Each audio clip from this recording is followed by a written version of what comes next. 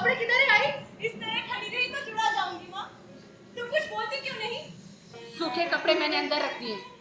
तूने पहले से ही निकाल कर रख दिए।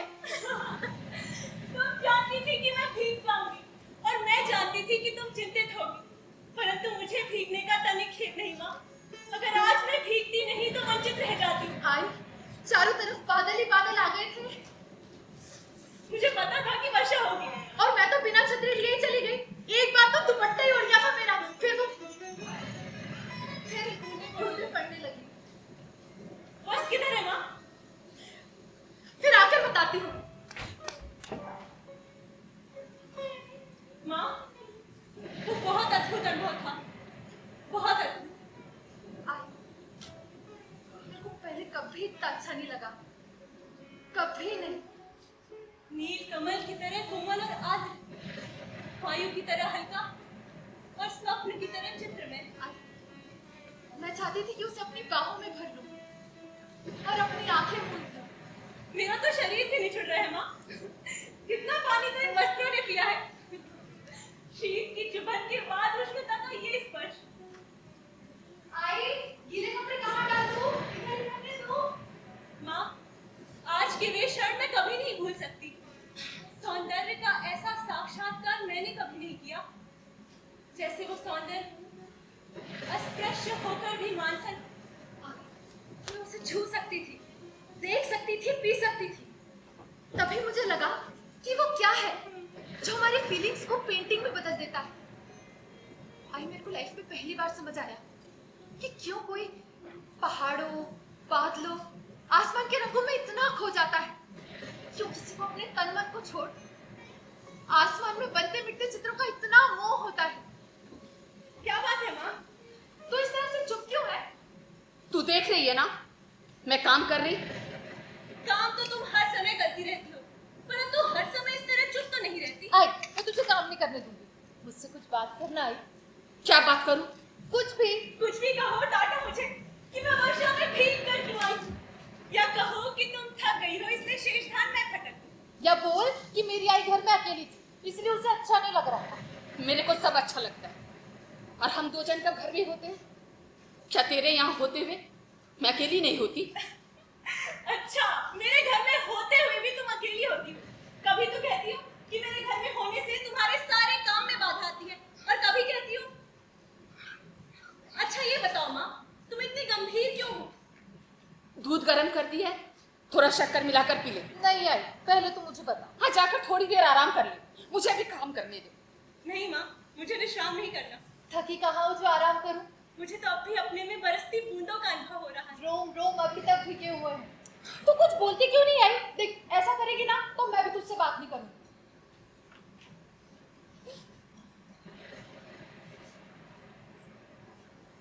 क्या हुआ तुझे आई? तुम रो क्यों रही हो? कुछ नहीं, कभी कभी बैठे बैठे ऐसे ही मन उदास हो जाता है। बैठे बैठे मन उदास हो जाता है, परंतु बैठे बैठे रोया तो नहीं जाता। आई, तुझे मेरी शपथ है जो मुझे नहीं बताया।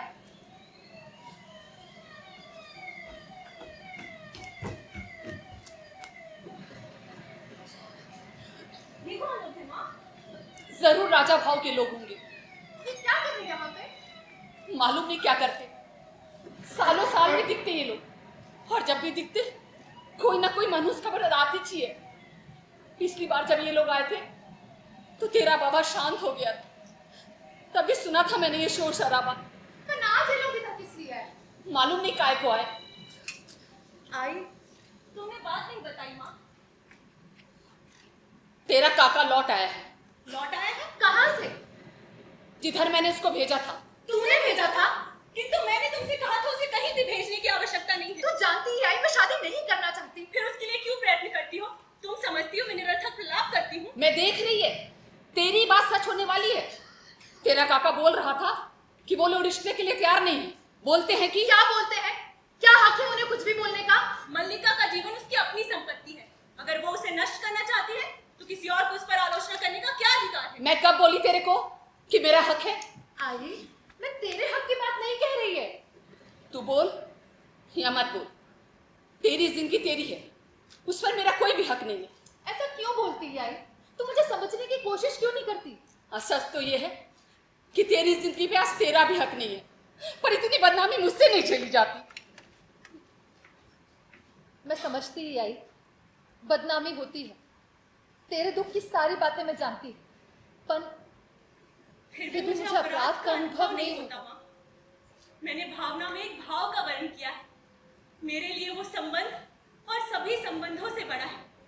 वास्तव में मैं अपनी भावना से प्रेम करती हूँ, जो पवित्र है, कोमल है, अनश्वर है। और मैं ऐसी भावना से नफरत करती हूँ। बड़ी बड़ी बातें, पवित्र, कोमल, अनश्वर। मैं सच कह रही आई। तू जिसको भावना कहती है ना मिताली, वो सिर्फ धोखा है। तू अपने आप को धोखा दे रही। ये क्या बड़ी बड़ी बातें बोलती है तू? भावना में भाव का वरण। मैं तेरे से पूछती, क्या होती है भावना में भाव का वरण?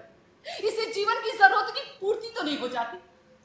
भावना में भाव का वरण। जीवन की स्थूल आवश्यकताएं तो सब कुछ नहीं है ना माँ, उनके अतिरिक्त भी बहुत कुछ है। होता होगा, मैं नहीं जानती। एक बात बोलूं आई, और जन की तरह तू भी उस पर शक करती है, नफरत से देखती है तू उसको। और जन उसको उतना नहीं जानता जितना कि मैं जानती हूँ। मैं इससे नफरत करती हूँ। आई माँ, और जन को उससे क्या लेना देना है, पर मुझे है। उसके कारण मेरा घर खत्म हो रहा है। बैठ जाना आई। माँ का जीवन भावना नहीं, कर्म है। उसे घर के लिए बहुत कुछ करना होता है। और जिंदगी सिर्फ प्यार से नहीं चलती, उसके लिए कुछ काम भी करना होता है। हम जिएंगे हरीश शावत, जिएंगे ना। उसने तुझे मारा भी क्या? ए, अरे रोते नहीं रे। तू छोटा है तो क्या हुआ? बड़ी हिम्मत है ना मेरे बच्चे में। अच्छा एक बात बता, ये राजा बाबू का आदमी मारा तेरे को? चिंता मत कर, अब जब ये हाथ रखेगी ना तो एकदम झकास हो जाएगा। आजा। एक बाण प्राण ले सकता है तो उंगलियों का कोमल स्पर्श प्राण दे भी सकता है। हमें नए प्राण मिल जाएंगे। हम कोमल आसन पर विश्राम करेंगे। हमारे अंगों पर घृत का लेप होगा।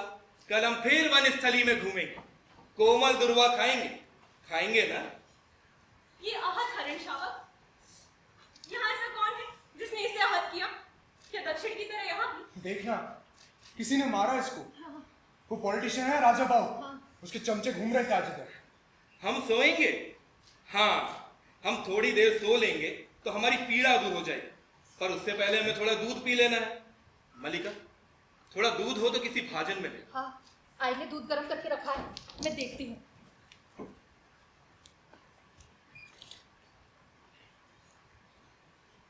अभी ना 2-3 जन हल्ला करते हुए निकल गए इधर से। आई कहते हैं जब भी ये लोग इधर आते ना तो कोई ना कोई मनुष्य खबर आती ही है। इतनी अच्छी बारिश, इतना अच्छा मौसम देखने के बाद ये सब देखना आज बड़ा अजीब सा लग रहा है मुझे। वरुण सुनना, आई बहुत नाराज है आज। अब ठीक हो लग रहा है? अरे अब देखना, दर्द धीरे धीरे कम होएगा, अपन ठीक हो रहे हो। ना जाने उसके रुई जैसे कोमल शरीर पर उसे बाण छोड़ते बना कैसे?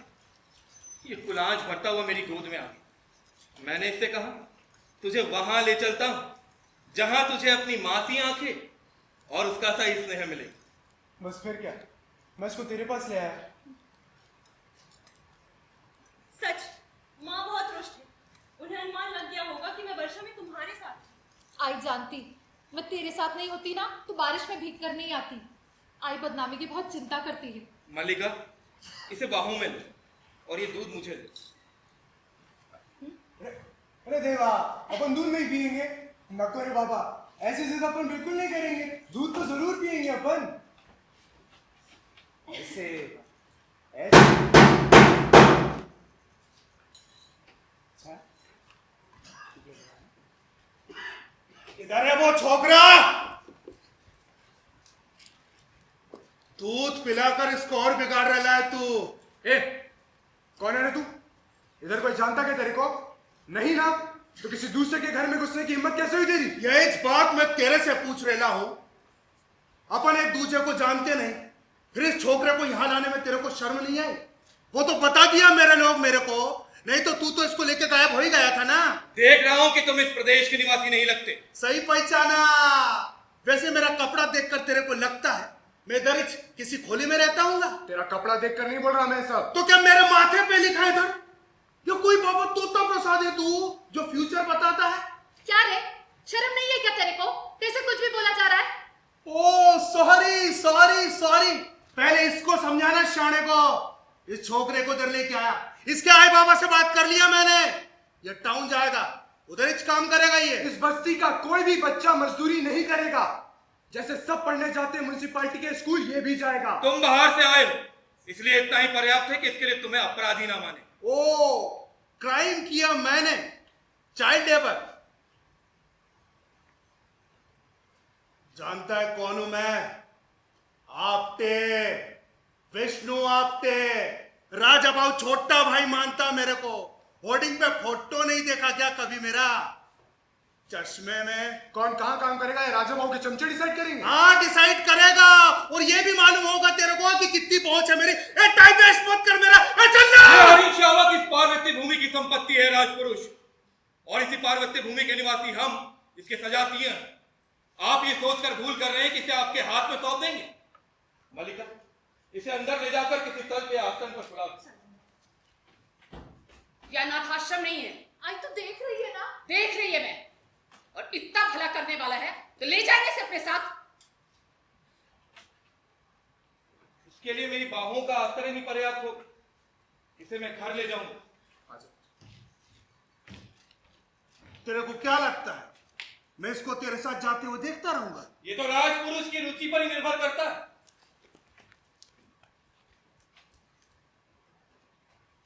मैं छोड़ेगा नहीं, तेरे को पता था। हरीश शावक के लिए हाथ मत करो। तुम्हारे लिए प्रश्न अधिकार के हम के लिए संवेदना था। वरुण खाली हाथ होके भी ना तेरी पिस्तौल से नहीं डरेगा। पिस्तौल से नहीं डरेगा, मैं पता था।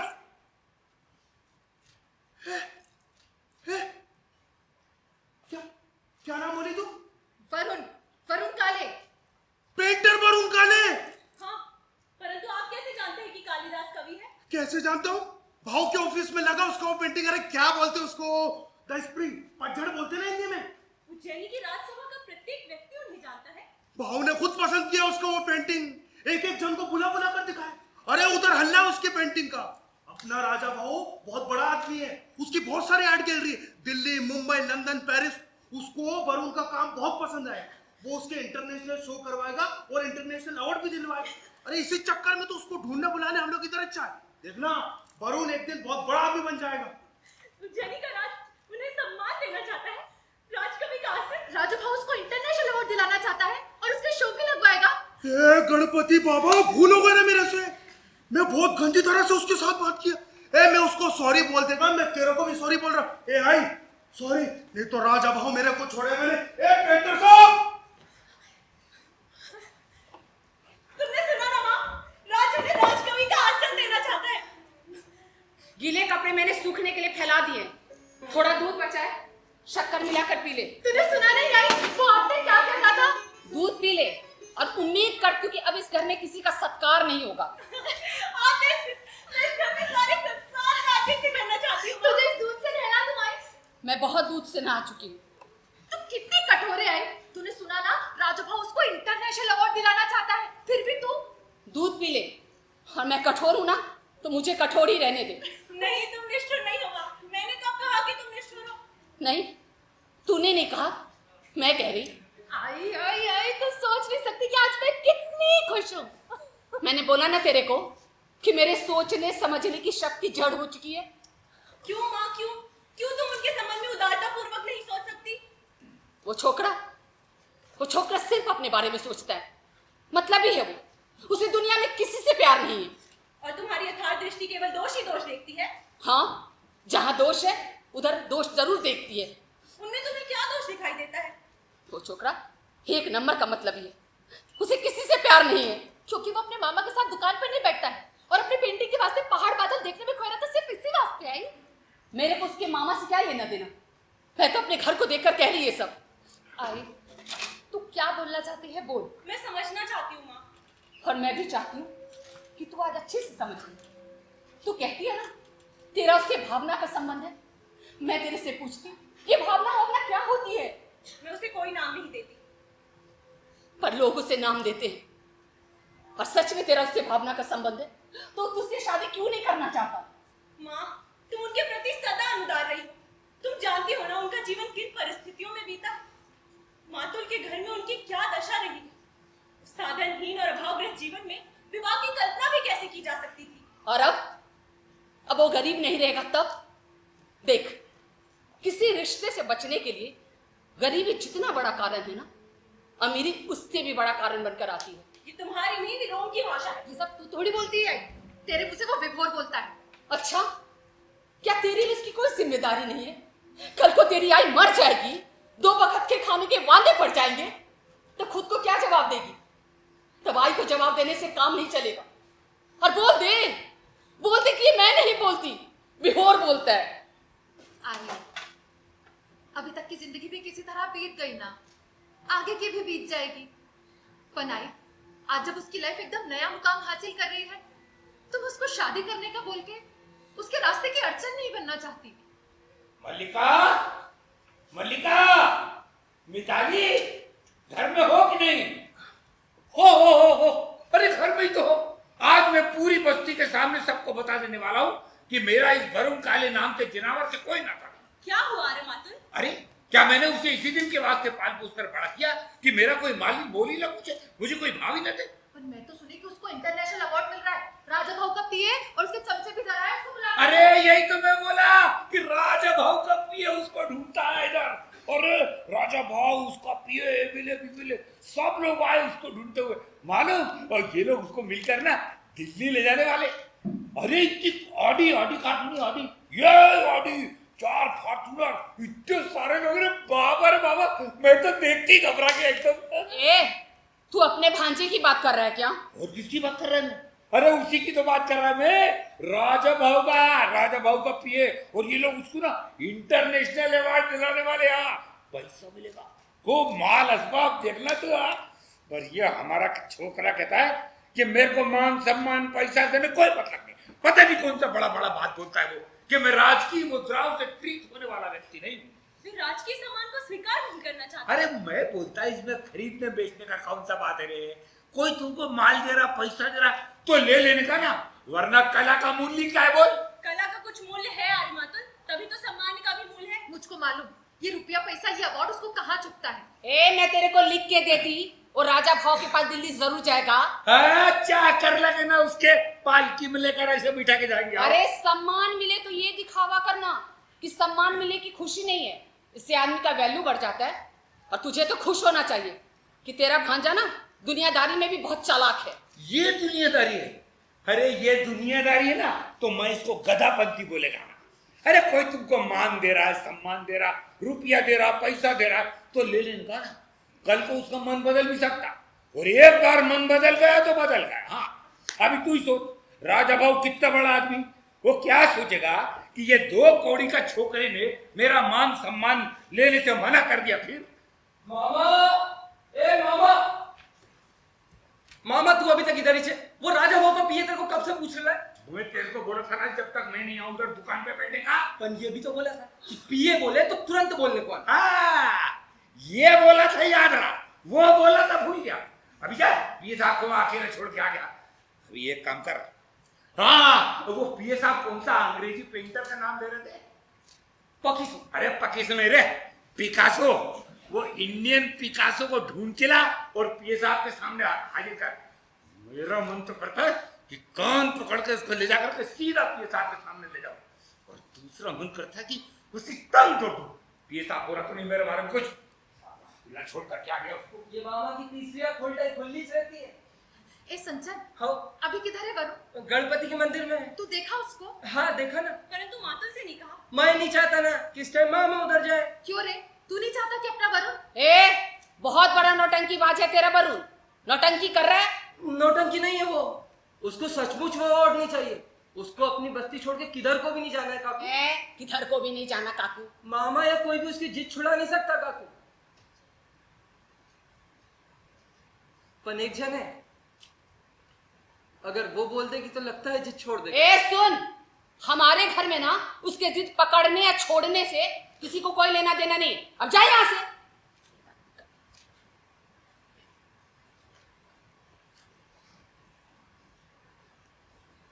किस्मत रोज रोज नहीं आती मिताली। वरुण अगर आज उधर नहीं जाएगा ना तो राजा भाव को कोई फर्क नहीं पड़ेगा। राजा भाव को कोई नुकसान नहीं होएगा, अवार्ड रखा नहीं रहेगा ना उधर, किसी ना किसी को तो मिल ही जाएगा। पर वरुण जो आज है ना, अक्खा जिंदगी वैच का वैच रहेगा। एक लोकल पेंटर, राजा भाऊ और उसके लोग द स्प्रिंग की तारीफ कर रहे हैं ना, थोड़े दिन बाद ये लोग भी उसे भूल जाएंगे। नहीं, उन्हें राजकीय सम्मान का तिरस्कार नहीं करना चाहिए। ये सम्मान उनके व्यक्तित्व का है। मैं उन्हें और उनके सम्मान को अंधेरे में तो नहीं जाने दूंगी। नहीं, उसको इस ऑफर को मना नहीं करना चाहिए। ये अवार्ड उसकी मेहनत का इनाम है। मैं इसको इस तरह अपनी जिंदगी बर्बाद नहीं करने दूंगी। चल संचन। मिताली, माँ, मुझे एक बाहर के आदमी के सामने कहना होगा कि मैं नहीं चाहती कि तू इस वक्त वहां जा। संचन बाहर का आदमी नहीं है काकू। माँ, ये एक बहुत महत्वपूर्ण क्षण है। आई, मेरे को जाने दे आई, अभी मेरा उधर जाना बहुत जरूरी है। चल संचन। मिताली,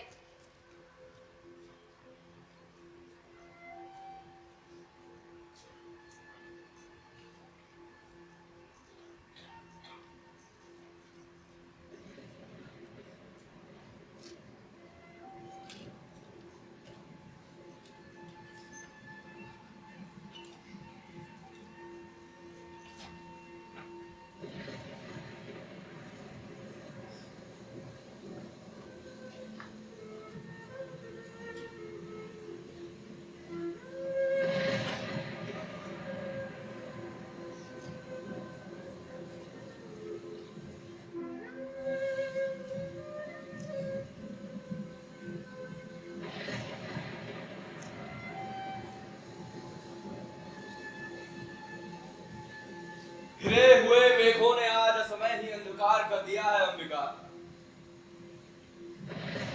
क्या तुम्हें समय का ज्ञान ही नहीं रहा? आश्चर्य है, तुमने दीपक नहीं जलाया। विभोर, तू यहाँ क्यों आया है? लाइट जला दो। विलोम का आना ऐसे आश्चर्य का विषय नहीं है अंबिका। चला जा विभोर। तू जानता है कि तेरा यहाँ आना मल्लिका को सहन नहीं। जानता है मैं, मिताली ना बहुत बोली आई। वो लोक और जीवन के संबंध में कुछ भी नहीं जानती। वो नहीं चाहती कि मैं इस घर में आऊं, क्योंकि कालिदास नहीं चाहता। वो क्यों नहीं चाहता? क्योंकि उसको मेरी आंखों में अपने अंदर का सच दिखाई देता है, उसे तकलीफ होती है। पर तू तो जानती है ना, अपना एक ही लफड़ा है।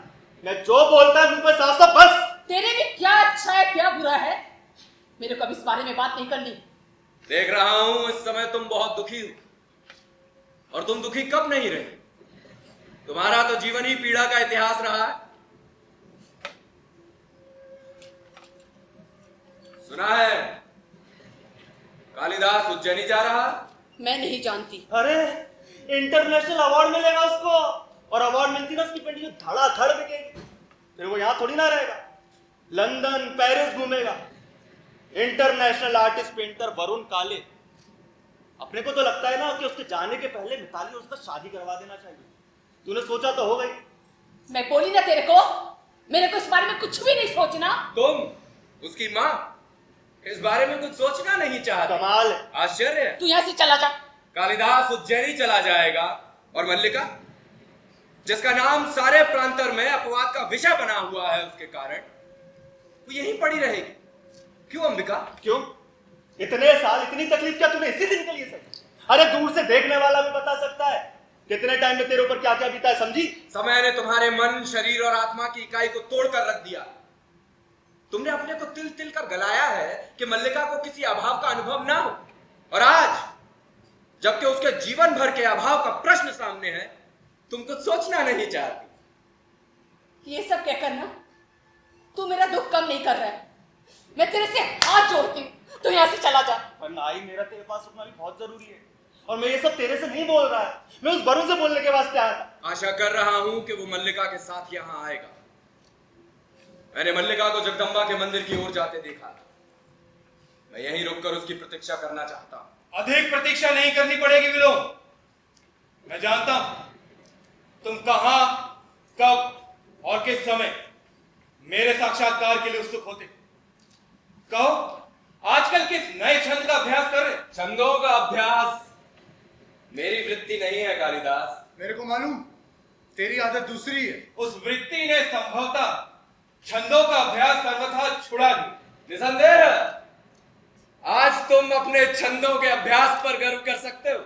सुना राजा बाबू बुलाया तेरे को? सुना मैंने भी है। तुम्हें दुख हुआ? दुख? हाँ, बहुत दुख। दोस्त के दूर जाने का दुख किसको नहीं होएगा? कल ब्रह्म मुहूर्त में ही चले जाओगे? मैं नहीं जानता। मैं जानता हूं। आचार्य कल ब्रह्म मुहूर्त में ही चले जाना चाहते हैं। राजधानी के वैभव में जाकर ग्राम प्रांतर को भूल तो नहीं जाओगे? सुना वहां जाकर लोग बहुत बिजी हो जाते हैं। हाँ, वहां के जीवन में कई तरह के आकर्षण हैं। रंगशालाएं, मदिरालय और तरह तरह की विलास भूमियां। ये समय और स्थान इन बातों का नहीं है। मैं इस समय आपको यहाँ देखने की आशा नहीं कर रही थी। मैं जानता हूं कि तुम मुझे यहां देखकर प्रसन्न नहीं हो, परंतु मैं तो अंबिका से मिलने आया था। बहुत दिनों से भेंट नहीं हुई। अब ये तो कोई ऐसी अप्रत्याशित बात नहीं। विलोम का कुछ भी करना अप्रत्याशित नहीं है। हाँ, कहीं कुछ ना करना अप्रत्याशित हो सकता है। यह वास्तव में प्रसन्नता का विषय है कालिदास, कि हम दोनों एक दूसरे को इतनी अच्छी तरह समझते हैं। निसंदेह मेरे स्वभाव में ऐसा कुछ भी नहीं है जो तुमसे छिपा हो। विलोम क्या है? एक असफल कालिदास और कालिदास एक सफल विलोम। हम दोनों कहीं एक दूसरे के बहुत निकट पड़ते हैं।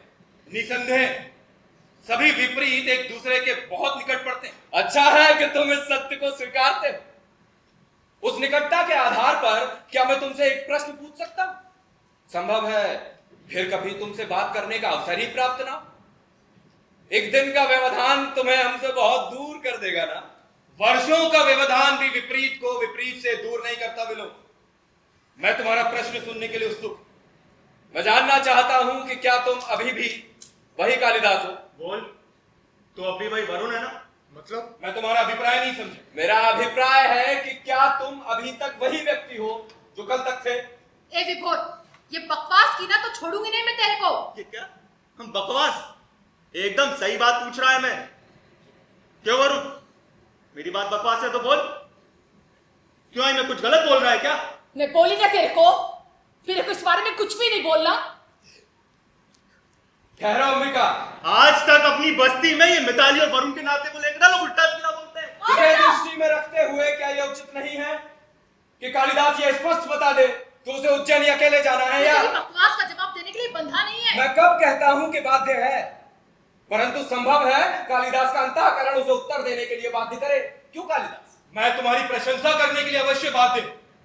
तुम दूसरों के घरों में ही नहीं मिलो, उनके जीवन में भी अनाधिकार प्रवेश कर जाते हो। अनाधिकार प्रवेश? मैं? क्यों अंबिका, तुम्हें कालिदास की यह बात कहां तक संगत प्रतीत होती है कि मैं विलोम दूसरों के जीवन में अनाधिकार प्रवेश कर जाता हूं? मैं बोली ना तेरे को, मेरे को इस बारे में कुछ भी नहीं बोलना। बस चली गई। ए वरुण, तुझे तेरी बात एकदम जायज लगती ना? मैं ये किसकी लाइफ में जबरदस्ती घुस गया रे? चल बस्ती में चल के पूछते हैं। अरे चलना। तो तुम अपने अंतःकरण से भी मेरे प्रश्न का उत्तर देने के लिए बाध्य नहीं हो। संभवतः प्रश्न ही ऐसा। तुम कुछ भी अनुमान लगाने के लिए स्वतंत्र हो विलोम। मैं केवल इतना ही जानता हूं कि मुझे ये ग्राम प्रांतर छोड़कर उज्जैनी जाने का तनिक मोह नहीं। निसंदेह तुम्हें ऐसा मोह क्यों होगा? मोह साधारण व्यक्ति को हो सकता है, तुम्हें क्यों होगा? परंतु मैं तो केवल इतना जानना चाहता था कि यदि ऐसा हो, क्षण भर के लिए यह स्वीकार कर लिया जाए कि तुम जाने का निश्चय कर लो, तो उस स्थिति में क्या योजना? आप अपनी सीमा से आगे बढ़कर बात कर रहे हैं। मैं बच्ची नहीं हूं, अपना भला बुरा जानती हूं। आप संभवतः यह अनुभव नहीं कर रहे हैं कि आप यहाँ इस समय एक अनचाहे अतिथि के रूप में उपस्थित हैं। यह अनुभव करने की मैंने आवश्यकता नहीं समझी। तुम मुझसे घृणा करती हो, मैं जानता हूं, परंतु मैं तुमसे घृणा नहीं करता। मेरे यहां होने के लिए इतना पर्याप्त है। और एक बात मैं कालिदास से भी करना चाहता हूं। तुम कालिदास के बहुत निकट हो, परंतु मैं कालिदास को तुमसे अधिक जानता हूं। तुम्हारी यात्रा शुभ हो कालिदास। तुम जानते हो विलोम तुम्हारा ही शुभ चिंतक है। ये मुझसे ज्यादा अच्छे से कौन जान सकता है? बिन बुलाया मेहमान।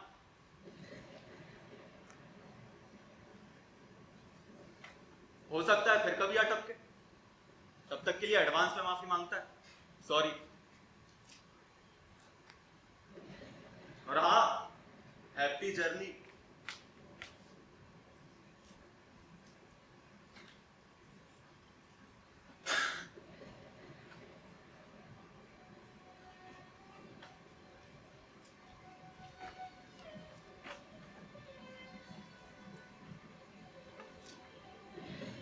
फिर उदास हो गए। देख, तू प्रॉमिस कर चुका है मेरे से। फिर एक बार सोचो मलिक, प्रश्न सम्मान और राजश्रेय स्वीकार करने का नहीं, उससे कहीं बड़ा प्रश्न मेरे सामने है। और वो प्रश्न मैं हूं ना। बता, तू समझता है इस मौके को ठुकरा देगा तो मेरे को अच्छा लगेगा? मैं जानती हूँ तेरे चले जाने से ना मैं अंदर से बहुत अकेली हो जाऊंगी, पर मैं अपने आप को धोखा नहीं दे सकती। आई शपथ, तेरे को सच में जाना चाहिए। मैं हृदय से कहती हूँ तुम्हें चले जाना चाहिए। चाहता हूं इस समय अपनी आंखें देख पाती। और तेरी आंखें? मेरी आंखें इसलिए गीली हैं क्योंकि तुम मेरी बात नहीं समझ रहे। यहाँ से जाकर भी तुम मुझसे दूर हो सकते हो। यहाँ ग्राम प्रांतन में रहकर तुम्हारी प्रतिभा को विकसित होने का अवसर कहाँ मिलेगा? यहाँ लोग तुम्हें नहीं समझते। वे सामान्य की कसौटी पर तुम्हारी परीक्षा करना चाहते हैं। विश्वास करते हो ना कि मैं तुम्हें जानती हूँ कि कोई भी रेखा तुम्हें घेर ले तो तुम घिर जाओगे। मैं तुम्हें घेरना नहीं चाहती, इसलिए कहती हूँ जाओ। तुम पूरी तरह समझ नहीं रही मल्लिका। प्रश्न तुम्हारे घेरने का नहीं, मैं अनुभव करता हूं कि यह ग्राम प्रांतन मेरी वास्तविक भूमि है। मैं कई सूत्रों से इस भूमि से जुड़ा हूं। उन सूत्रों में तुम, यह आकाश है, यह मेघ है, यहाँ की हरियाली है, पशुपाल है, हरिणों के बच्चे हैं मल्लिका। यहाँ से जाकर मैं अपनी भूमि से उखड़ जाऊं। ये क्यों नहीं सोचते कि नई भूमि से तुम्हें अधिक संपन्नता और उर्वरा मिलेगी? इस भूमि से तुम जो कुछ ग्रहण कर सकते थे कर चुके हो। अब तुम्हें नई भूमि की आवश्यकता है। नई भूमि तुम्हारे व्यक्तित्व को अधिक पूर्ण बना देगी। नई भूमि सुखा भी तो सकती है। कोई भूमि ऐसी नहीं जिसके अंतर में कोमलता ना हो। तुम्हारी प्रतिभा उस कोमलता का स्पर्श अवश्य पाले। और उस जीवन की अपनी अपेक्षाएं भी होंगी। ये क्यों आवश्यक है कि तुम उन अपेक्षाओं का पालन करो? तुम दूसरों के लिए नई अपेक्षाओं की सृष्टि कर सकते हो। फिर भी कई कई आशंकाएं उठती है मल्लिका। मुझे हृदय में उत्साह का अनुभव नहीं होता।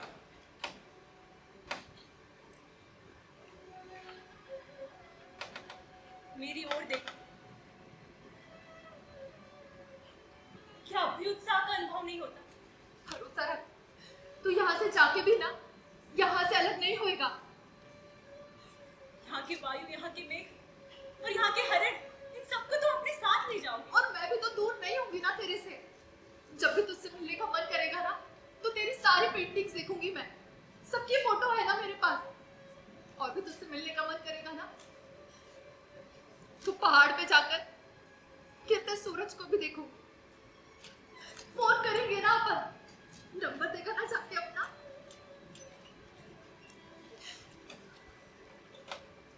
फिर बारिश होगी लगता है।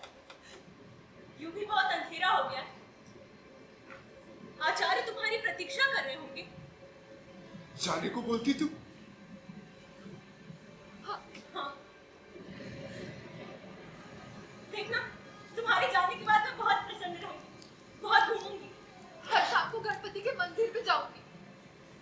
इसका अर्थ है तुमसे विदा नहीं, तुम्हें विदा नहीं दूंगी।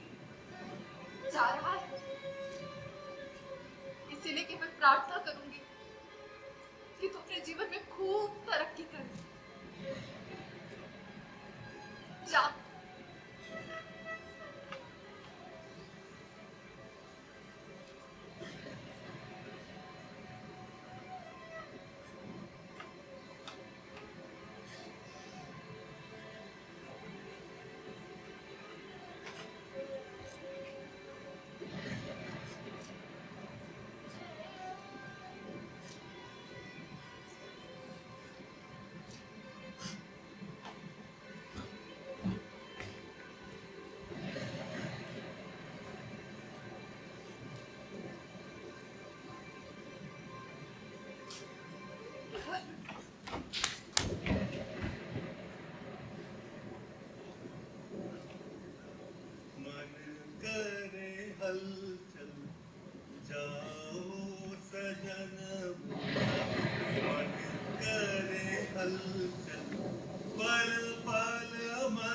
समझाऊं, पल पल मन समझाऊं, दर्द कहाँ ले जाऊं, दर्द कहाँ रोता रोता बादल सूखे सूखे नैना, रोता रोता बादल सूखे सूखे नैना, रसता जो सब लौट फिर ना अंग इसको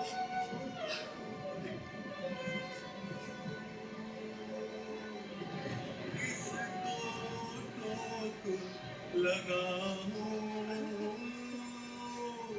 दर्द कहाँ ले जाऊं, मिताली, तू ठीक नहीं है। चल चल अंदर चल के आराम कर ले।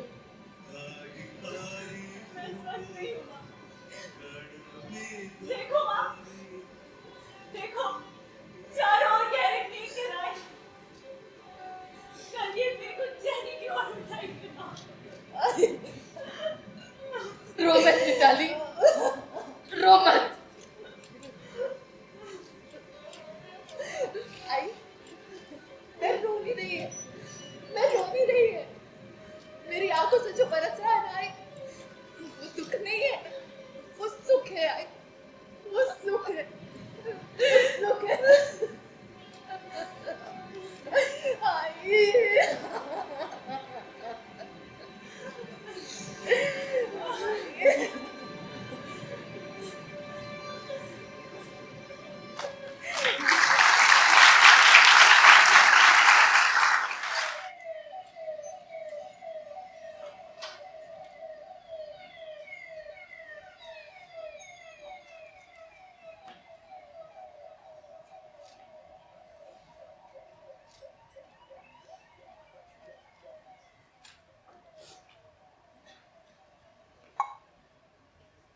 अब कैसी आई? बुखार आ रहा है, अभी वैसी की वैसी ही है। पहले से कुछ भी फर्क नहीं पड़ा? लगता तो नहीं। इतने महीनों से लगातार बुखार हो रहा है। लगता है बहुत टेंशन लेती है काकू। दवा भी तो ठीक से नहीं खाती। तू कैसी है? मैं तो एकदम ठीक है। दिख तो बहुत कमजोर रही है। दिल्ली से फोन आया?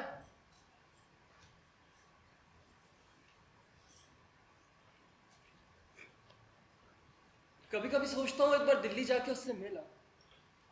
क्यों?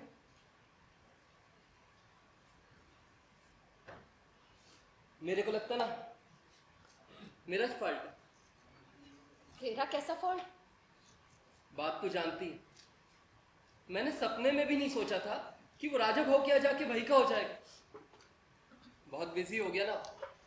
मुझे तो प्रसन्नता है कि वे वहां जाकर इतने व्यस्त हैं। यहाँ उन्होंने केवल ऋतु संहार की रचना की, वहां उन्होंने कई नए काव्यों की रचना की।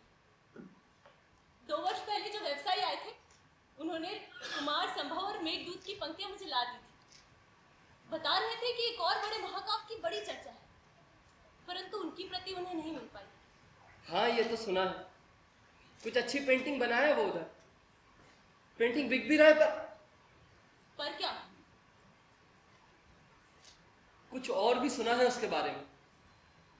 आदमी तरक्की करता है तो उसके नाम के साथ बदनामी की बहुत सारी बातें जुड़ ही जाती हैं। मैं बदनामी की बात नहीं कर रहा मिताली। सुना कि राजा भाव की बेटी से शादी कर लिया वो। राजा भाव का खुद का कोई बेटा नहीं ना, इसलिए बेटा भी वही और दामाद भी वही। तो इसमें बुरा क्या है? कुछ बुरा नहीं है। यहां था तो कहता था उसको अखज जिंदगी शादी नहीं करने का, और उस बात का क्या हुआ? उसने ये नहीं सोचा कि उसकी इसी बात को रखने के वास्ते तूने कभी उसको ये नहीं बोला। मेरी बात कहीं नहीं आती। मैं अनेकानेक साधारण व्यक्तियों में से हूं। वे असाधारण, उन्हें अपने जीवन में किसी असाधारण का ही साथ चाहिए। सुना है राजदुहिता बहुत विदुषी है। हाँ, विदेश से पढ़ के आई है वो। मैं बोला ना तेरे को, यूं देखो ना तो कुछ बुरा नहीं है, पर वैसे देखो ना तो मेरे को बहुत पछतावा होता है। पर मैं पछतावे से बच गई। मेरी जैसी लड़की उसकी तरक्की में अड़ सकती थी। तेरे कहने पर अगर मैंने उसको जाने के वास्ते नहीं मनाया होता तो आज कितनी बड़ी गलती हो जाती मुझसे। यही तो पछतावा है मेरे को। अगर मेरे कहने पे तू ऐसा नहीं करती ना तो आज तेरी जिंदगी ऐसी नहीं होती। मेरी जिंदगी में क्या फर्क आया? पहले आई काम करती थी, अब आई बीमार है तो उसकी जगह मैं काम करती हूँ। माँ को औषध दे दूं? अभी आती हूँ।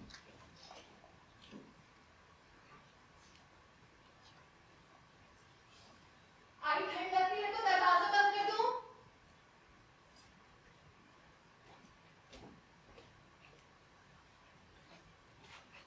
आज फिर कुछ लोग बाहर से आए लगता है। कौन लोग? राजा भाव के आदमी लगते हैं। एक तो वही है आपते, दूसरा वो राजा भाव का पिए है। वो तो लेके गया था वरुण को। वही लोग। पता है आई क्या कहती है? आई कहती है जब भी ये लोग इधर आते ना तो कोई ना कोई मनहूस खबर आती ही है, कोई ना कोई अनहोनी होती ही है।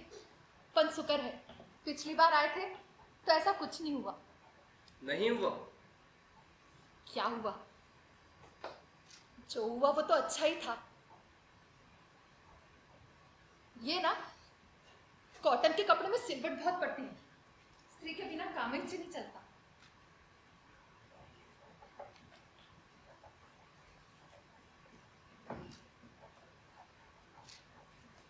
पन कैसे? क्या हुआ तेरे को? मैं अभी देखा उन लोगों को। तो क्या हुआ? उसमें वो भी है मिताली। हाँ पक्का वही है, वरुण। वरुण? हाँ मिताली, कोई उसको पहचाने या नहीं पहचाने, लेकिन मेरी आंख उसको पहचानने में भूल नहीं कर सकती। वो गणपति के मंदिर गया होगा। मैं जाके देखता हूँ। ये राजा भाव के आदमी है ना, ये सब उसी के साथ आए होंगे। मैं जाके देखता हूँ। आया और बताया नहीं, मैं देखता हूँ जाके। तू आया है और आके सीधा मंदिर चला गया। आज वर्षों के बाद तुम लौट कर आए। सोचती थी जब तुम आओगे तो उसी तरह मेघ घिरे होंगे, उसी तरह अंधेरा सा दिन होगा। एक बार उसी तरह वर्षा में भीगूंगी और तुमसे कहूंगी देखो देखो मैंने तुम्हारी सब रचनाएं पढ़ी। उज्जैनी की ओर जाने वाले व्यवसायियों से कितना कितना कहकर मैंने तुम्हारी रचनाएं मंगवाई। सोचती थी तुम आओगे तो मेघदूत की पंक्तियां तुम्हें गा गा कर सुनाऊंगी। पर्वत शिखर से घंटा ध्वनियां गूंज उठेंगी और मैं तुम्हें ये भेंट दे दूंगी। कहूंगी कि देखो इसमें तुम अपने सबसे बड़े महाकाव्य की रचना करना।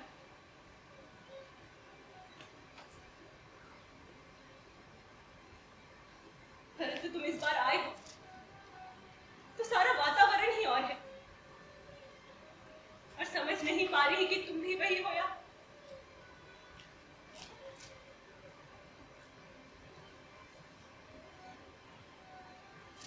Hello, excuse me, hi. Doorbell नहीं है शायद आपके यहाँ? By the way, I am Rahul and he is my. अरे मेरे को जानती madam, Apte, Vishnu Apte. Right, mister Apte. Actually we are personal staff of mister Dev Kale. Mister Dev काले? देव काले, इंटरनेशनली नोन पेंटर। उनकी कई फेमस पेंटिंग्स हैं, you know, like the possibility, the spring, etcetera and etcetera. और मिसेस देव काले ने हमें ऑर्डर किया था कि यहाँ का रेनोवेशन हो रहा है। So mister Apte, what I was thinking, ये कलर चेंज कर देते हैं यहाँ का। कर देते हैं ना। और साथ ही ये जो पूरा फर्नीचर है इसको चेंज करते हैं। कर देते हैं ना। और साथ ही ये टाइल्स भी चेंज कर देते हैं। कर देते हैं ना। करेक्ट। और ये फॉल सीलिंग भी चेंज करते हैं। चेंज क्या करने का, ये सब गिरा के नया बांध के देते हैं ना। Correct, great. आइए आइए आइए, इधर ही रहती मिताली। आइए आइए, मैं लेके चलता हूँ। आइए ना, आइए आइए आइए आइए आइए, ये आइए आइए प्लीज, यही चेंज। यही से मिताली ना, हमारी बस्ती की ना सबसे अच्छी लड़की है मिताली। पल्लवी जी मैं तेरे बारे में ही बता रहा था इनको, और आपको देख के ना मैं पहले ही समझ गया था नहीं कि आप उनमें से नहीं है जो ऐसा गरीब को देख के मूवी बनाते ना। जाइए, आप जाइए। सही बोल रही है। अब मेरा इधर में क्या काम है ना, नहीं अभी मैं चलता है यार, तुम भी चलो रे। तुम क्या करेगा, कचौड़ी खिलाएगा तुमको।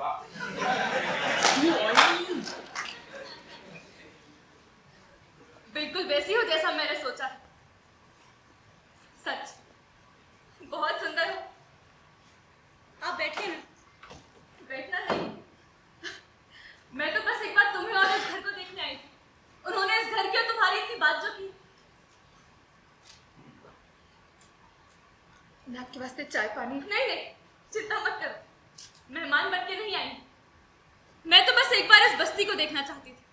वरुण तो यहाँ आने को तैयार ही नहीं था, वो तो मैंने जिद कर रिस्क ले लिया।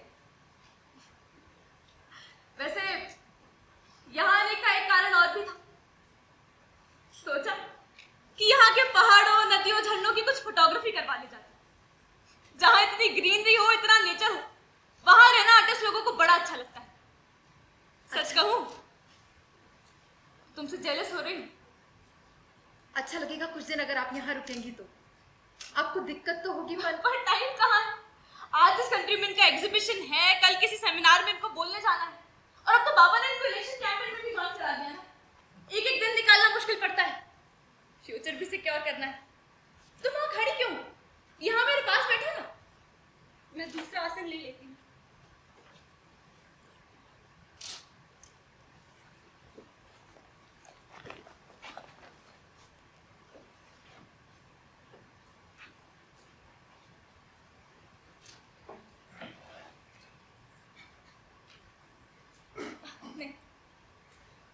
लगता है तुम्हें भी पेंटिंग वगैरह का शौक है। किसने बनाई है छोटी छोटी पेंटिंग्स? काली। अब उन्हें मिस्टर वरुण देव काले के नाम से जाना जाता है। समझ सकती हूँ, उनसे जान चुकी हूं कि तुम उनकी दोस्त रही हो। अरे उनकी पेंटिंग्स रखने का तो हर किसी को मन होता है, तो तुम तो फिर भी जब तक यहाँ के बारे में बात करते मानो कहीं खो से जाते। कई बार तो काम काज से, हर बात से उनका मन ही उबने लगता है। ऐसे अवसरों पर उनके मन को संतुलित रखने के लिए बहुत प्रयत्न करना पड़ता है। राजनीति साहित्य नहीं है, इसमें एक एक क्षण का महत्व है, और अगर एक क्षण के लिए भी चूक जाए तो बहुत बड़ा अनिष्ट हो सकता है। राजनीतिक जीवन की धुरी में बने रहने के लिए व्यक्ति को बहुत जागरूक रहना पड़ता है। साहित्य उनके जीवन का पहला चरण था, पर अब वो अपने जीवन के दूसरे चरण में पहुंच चुके हैं। मेरा अधिक समय इसी आयास में बीतता है कि कहीं उनका बड़ा हुआ चरण पीछे ना हट जाए। बहुत परिश्रम करना पड़ता है, तुम ऐसा नहीं समझते। मैं राजनीति जीवन के संबंध में कुछ नहीं जानती। क्योंकि तुम ग्राम प्रदेश में ही रही हो। मैंने तुमसे कहा था ना कि मैं यहाँ का कुछ वातावरण अपने साथ ले जाना चाहती हूँ, कि इसीलिए कि इन्हें अभाव का अनुभव ना हो। इससे कई बार बहुत क्षति होती है। वे व्यर्थ में ही अपना धैर्य खो देते हैं, जिसमें शक्ति भी जाती है और समय भी। मैं चाहती हूँ कि उनका समय नष्ट ना हुआ करे। इसीलिए तो मैं यहाँ का कई कुछ वातावरण अपने साथ ले जाना चाहती हूँ। यहाँ से कुछ हरित शावक जाएंगे, जिनका हम अपने उद्यान में पालन करेंगे।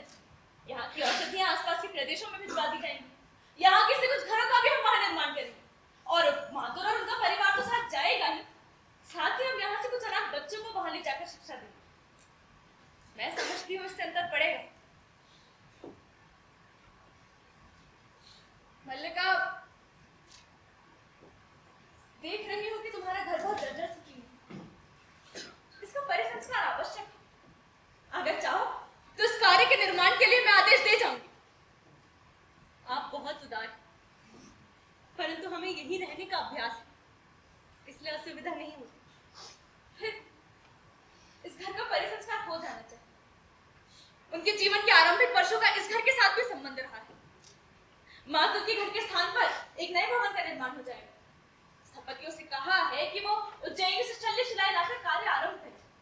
अब खेद है कि कार्य के निरीक्षण के लिए मैं स्वयं यहाँ नहीं रह पाऊँ। अच्छा, तुम भी हमारे साथ क्यों नहीं चल? मैं?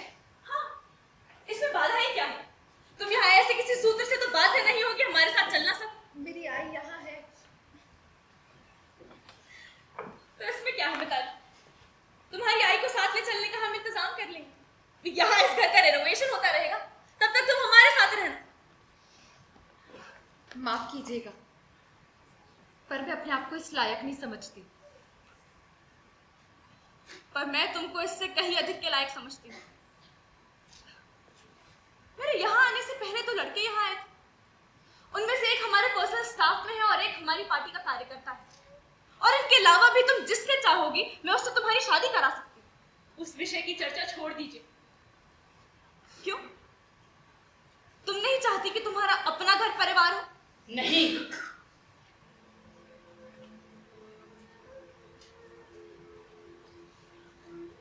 नहीं, ये ऐसा नहीं सोचती है। हाँ, ये ऐसा नहीं सोचती है। ये भावना के स्तर पर जीती है। इसके लिए आई तो ठीक नहीं है, तो उठकर क्यों आ गई? चल। क्यों मैं किसी से बात भी नहीं कर सकती? कितने साल हो गए ऐसे ही घुटते हुए। मेरे वास्ते ये घर नहीं है, ये काल कोठरी है जिसमें मैं हर टाइम बंद रहती है। और तू कहती है मैं किसी से बात भी ना करूं। बनाई तो ठीक नहीं है, पर तुझसे ज्यादा ही ठीक हूं। सुनो, ये घर ऐसा नहीं था। जब मेरे हाथ पैर चलते थे तो मैं खुद इसकी साफ सफाई करती थी, हर दिवाली पर रंग रोगन करवाती थी। ये चीजें ऐसी टूटी फूटी नहीं पड़ी रहती। पर आज हम माँ बेटी ऐसी टूटी फूटी पड़ी रहती है। इस वास्ते घर की हालत अच्छी नहीं है। मिताली अगर मेरे साथ चल सकती तो समस्या वैसे ही सुलझ जाती, पर अब मुझसे जो कुछ हो पाएगा मैं कर जाऊंगी। कह जाती हूँ कि इस घर को गिराकर इसकी जगह एक नया घर बनवा दिया जाए। ऐसा कुछ नहीं करना है आप।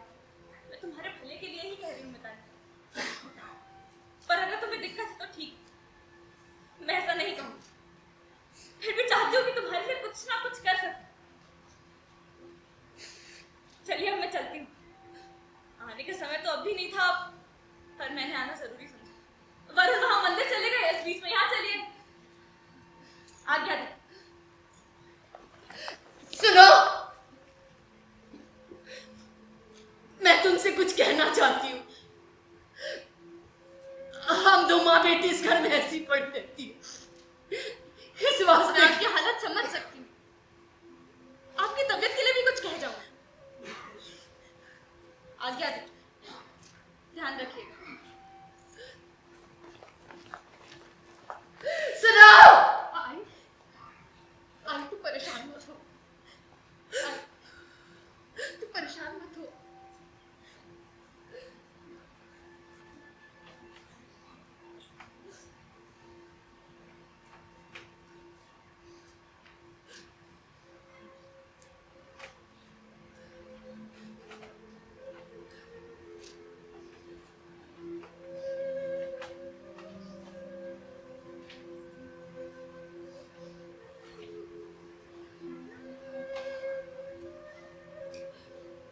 लो, पढ़ लो मेघदूत की पंक्तियां। इन्हीं में कहती थी ना, उसकी कल्पना साकार हो उठी है। आज देख लिया उसकी कल्पना का साकार होता हुआ रूप। वो तुझे तेरी भावना का मूल्य देना चाहते तो क्यों नहीं स्वीकार कर लेती? राज के स्थापति घर के भित्तियों का वही संस्कार कर देंगे। इससे अच्छा हुआ क्या चाहिए तुम्हें? माँ, बेटी है, उसके लिए और कोई कैसे उत्तरदायी है? परंतु राजकन्या के यहाँ आने के लिए कौन उत्तरदायी है? निसंदेह वो अपनी इच्छा से तो नहीं आई होगी। वो शासक है, उसके पास संपत्ति है। शासन और संपत्ति का इससे अच्छा उदाहरण क्या हो सकता है कि राज के स्थापति घर के भित्तियों का परिसंस्कार कर देंगे। परंतु माँ कुछ नहीं समझती, माँ कुछ नहीं जानती, माँ भावना के स्तर पर नहीं सोचती। माँ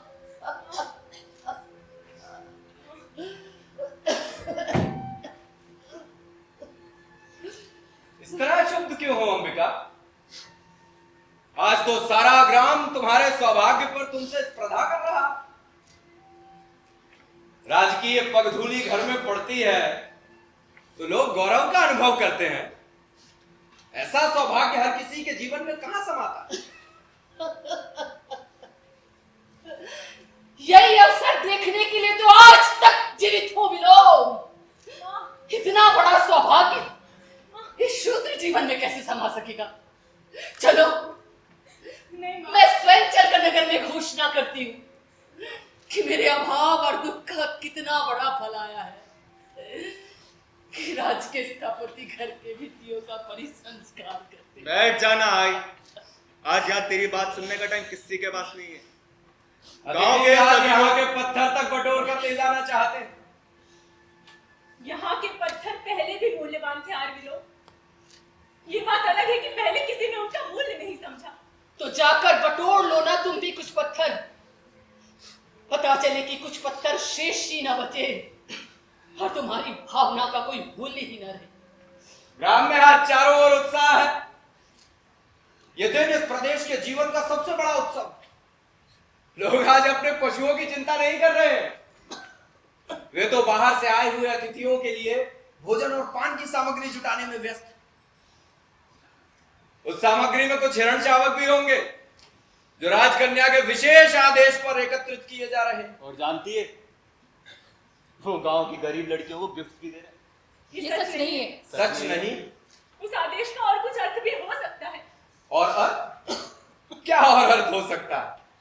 क्या राजकन्या हरिण चावकों के साथ खेला करेंगी या उज्जैनी के कलाकार उनकी अनुकृतियां बनाएंगे? ये भी एक मजेदार कहानी कि बड़े घर के साथ आए दिल्ली के आर्टिस्ट आज यहाँ की हर एक चीज की तस्वीर बनाते घूमे। यहाँ का कोई पेड़ पत्ता तिनका शेष नहीं बचेगा जिसकी वे अनुकृति बनाकर नहीं ले जाएंगे। इसका भी कुछ दूसरा मतलब हो सकता है। अरे मैं कब कहता है कि दूसरा मतलब नहीं है? मतलब बिल्कुल साफ है। वो यहाँ की हर एक चीज को एक अलग रंग में देखते हैं। तुम, मैं, ये घर, ये पर्वत, सब उनके लिए विचित्र का उदाहरण है। मैं तो उनकी सूक्ष्म और सामर्थ्य दृष्टि की प्रशंसा करता हूं कि जो जहां वैचित्र नहीं वहां भी वैचित्र खोज लेती। एक कलाकार को मैंने यहाँ की धूप में अपनी ही छाया की अनुकृति बनाते हुए देखा। यहाँ की धूप में उन्हें अपनी छाया अवश्य औरों सी लगी होगी। वो कौन राक्षसी थी जो छाया देखकर जीव को पकड़ लेती थी? हाँ, मैं चाहती हूं कि मैं वही राक्षसी होती और आज मैं उसे पकड़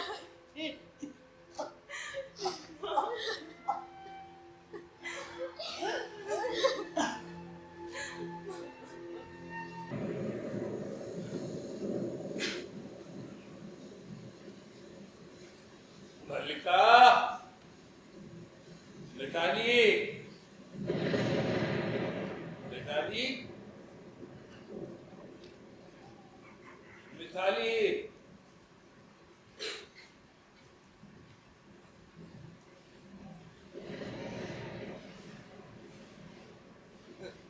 देख, बारिश ने तेरे मामा का क्या हाल कर दिया। अरे मातु, तो इस बारिश में बचने के लिए तेरे घर के सिवा और कोई जगह नहीं थी। सोचा मामा के लिए तो तू आज भी वही मिताली है। ये बंबई की बारिश भी ना काल बनकर के आई है। पहले जब मैं अपने 2 पैरों पे चल लेता था ना, तो होने थी कितनी भी बारिश, मेरे को चिंता नहीं होती थी। लेकिन अब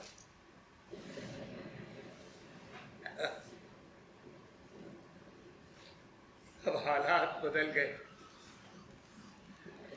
बैसाखी आगे रखता हूं तो पांव फिसल जाता है, और पांव आगे रखता हूं तो बैसाखी फिसल जाती है।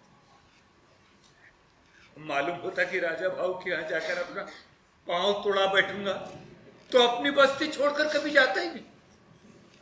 मेरे घर का भी हालत बदल के रख दिया रे। पैर टिकता ही नहीं, फिसलता ही रहता है। अरे ये टाइल बाइल से तो वो अपना मिट्टी अच्छा था रे, जो पांव को पकड़ के तो रखती थी। रुपए पैसे और बड़े बड़े बंगलों के लालच में मैं उतर गया और पांव तोड़ा करके आ गया। पहले लोग मुझे वरुण के नाम से नाम दिए थे मामा, अब एक नया नाम है, ये लंगड़ा मामा। खड़ा रहेगा तो पैर और दुखेगा। अरे मालूम, ये दिल्ली में रहना ना, कोई मेरे से पूछेगा तो मैं बोलेगा कि एकदम मौत के बराबर है। आगे देखो रे बॉडीगार्ड, पीछे देखो तो बॉडीगार्ड। ये समझ में ही नहीं आता कि अपन उनके आगे चल रहे कि वो चश्मा लगा के हमारे पीछे चल रहे। और उससे भी बेकार बात नहीं क्या है, अपना मन जिसको देख करके सम्मान देने का होता है ना, ऐसा मान देने का, वो पहले ही अपने को सम्मान देने लगता, मान दे अपने आगे ऐसा बिछटाता। काय को रे, काय को? अरे ये मामा के आगे काय को सम्मान देने का? तू ही बोल, तेरे मामा में ऐसा क्या बोला? मैं ना MLA न PMLA न PA न उसका इमचा चिमचा, मेरे को काय को सम्मान दे रहे ले? अरे मामा तो मामा, ये मामा की चप्पल को भी सम्मान दे रहे थे। जिसको देखो ना वो ऐसा नकली प्लास्टिक का स्माइल लेकर के सामने खड़ा रहता है।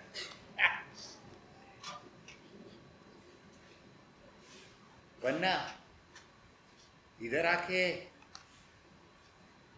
लगता है कि अपन मामा है। कोई सर गिर कुछ नहीं है मालूम। चाय पिएगा? रहने दे। ये तेरे घर का क्या हालत हो गया रे? तेरी आई के जाने के बाद सब कुछ बिगड़ गया नहीं?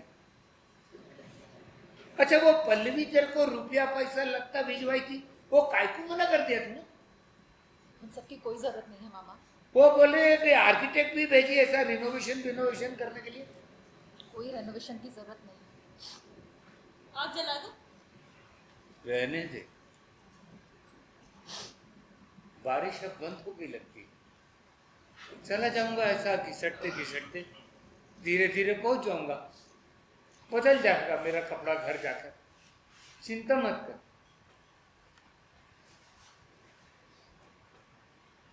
उधर का कोई समाचार सुना?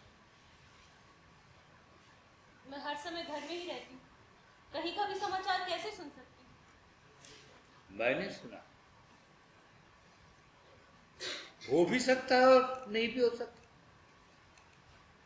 भरोसा नहीं होता रे मेरे को। ये पॉलिटिक्स में कुछ भी हो सकता मालूम। एक टॉफी के लालच में ना बच्चा अपने बाप से ज्यादा पड़ोसी को लाड़ करने लगता है। यही जैसा पॉलिटिक्स के अंदर होता है।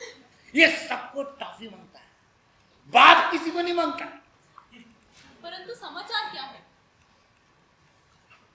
राजा भाव खत्म हो गया, अभी दिल्ली में बागी लोग सर उठा रहे ले, बागियों ने सत्ता संभाल लिया। एक आदमी मिला था उधर का, बोला वरुण ने दिल्ली छोड़ दिया। उन्होंने कश्मीर छोड़ दिया है, अब पुनः उज्जैनी चले गए हैं। आया नहीं, वो इधर नहीं, हम किधर गया?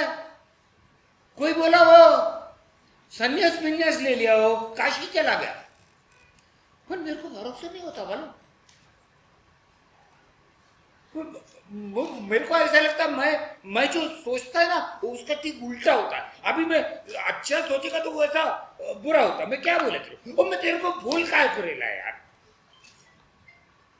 भरोसा ही नहीं मेरे को ना पॉलिटिक्स पे ना ये वरुण पे।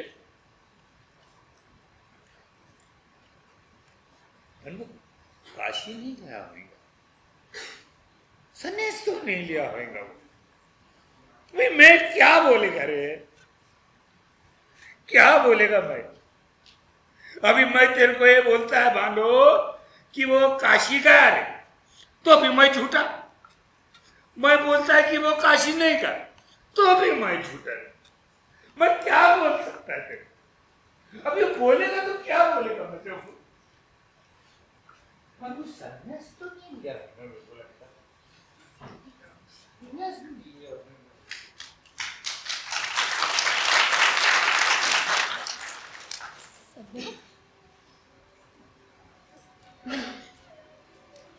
तू काशी नहीं गया, तूने संन्यास नहीं लिया। मैंने इसलिए तेरे को यहां से जाने के लिए नहीं कहा था। मैंने इसलिए भी नहीं कहा था कि तुम यहां से जाकर कहीं का शासन भार संभाल, परंतु जब तुमने ऐसा किया तो मैंने तुम्हें शुभकामनाएं दी। यद्यपि प्रत्यक्ष तुमने वो शुभकामनाएं ग्रहण नहीं की।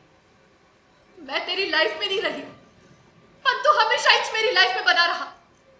मैंने कभी भी तेरे को अपने से अलग नहीं होने दिया। तुम रचना करते रहे और मैं समझती रही कि मैं सार्थक हूं। मेरे जीवन की भी कुछ उपलब्धि है, पर आज मेरे जीवन को इस तरह निरर्थक कर दोगे। जिंदगी में सब कुछ छोड़ सकता है, पर मैं नहीं। जानता है जिंदगी कैसे काट रही है मैं? क्या क्या देखा है मैंने, क्या से क्या हुई। देख रहा है इसको, पहचान सकता है कौन है ये? ये मल्लिका है जो अब धीरे धीरे बड़ी हो रही है।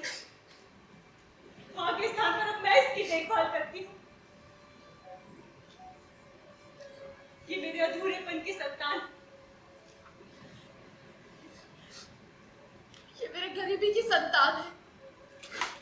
जो भाव तुम थे और कोई नहीं हो सका, परंतु अभाव के कोष में न जाने दूसरों की कितनी कितनी आकृतियां। जानते हो मैंने अपना नाम खोकर एक विशेषण उपार्जित किया, और आज मैं अपनी दृष्टि में नाम नहीं केवल एक विशेषण। आते जाते लोग बताते थे दिल्ली की बहुत अफवाह है, तेरा बहुत समय होटल बार डिस्को में लड़कियों धंधे वालियों के साथ बीतता है। पर क्या तूने ऐसी धंधे वाली देखी है? उत्तर दो। व्यवसायी कहते थे उज्जैनी में अपवाद है। तुम्हारा बहुत सा समय वारांगनाओं के सहवास में व्यतीत होता है, परंतु वारांगना का ये रूप भी देखा है तुमने? पहचान सकता है मुझको?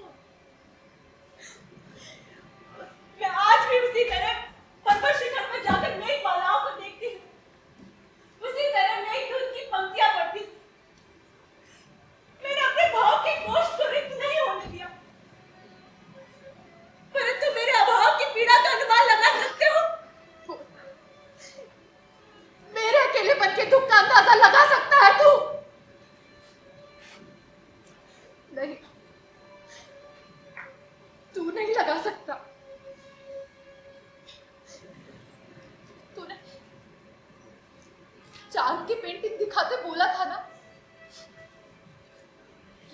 एक बुराई बहुत सारी अच्छाइयों में उसी तरह छिप जाती है जैसे चांद की किरणों में कलंक। गरीबी नहीं छिपती रे, 100 अच्छाइयों से भी नहीं छिपती, 100 गुणों को भी खा जाती। परंतु मैंने ये सब सह लिया, क्योंकि मैं टूट कर भी अनुभव कर रही थी कि तुम बन रहे हो। मैं अपने को अपने बिना देखकर तुम में देखती थी, और आज सुन रही हूँ तुम सब कुछ छोड़कर संन्यास ले रहे हो, तटस्थ हो रहे हो। उदासीन, मुझे मेरी सत्ता के बोझ से इस तरह